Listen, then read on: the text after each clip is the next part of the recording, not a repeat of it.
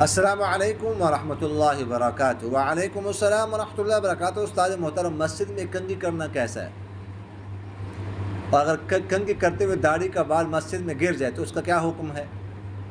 اور اگر مسجد کے علاوہ کسی اور جگہ داڑھی کا بال گر جائے تو اس کا کیا حکم ہے؟ بال کو اٹھا لینا چاہیے یا نہیں؟ رہنمائی فرما دیں۔ دیکھو، مسجد میں کنگھی نہیں کرنی چاہیے۔ مسجد میں کنگھی کرنا درست نہیں ہے، کیونکہ مسجد میں بال گرنے کا خطرہ ہوتا ہے اور ایک قسم کی گندگی ہے۔ لِأَنَّ تَنزِيهَ الْمَسْجِدِ مِنَ الْقِذْرِ واجب، اس لیے کہ مسجد کو گندگی سے صاف کرنا ضروری ہے، تو مسجد میں کنگھی نہیں کرنی چاہیے۔ وضو کرے کوئی تو ادھر وضو خانے کے پاس بیٹھ کر ادھر بیٹھے ہوئے کنگھی کرے، ادھر ہی بیٹھ کر کنگھی کرے، پھر اٹھ کے مسجد میں داخل ہو جائے۔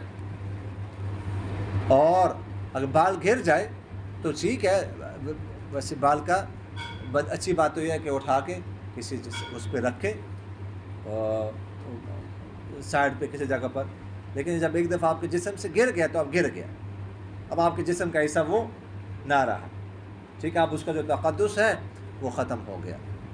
سمجھ آ گئے کہ نہیں ہے؟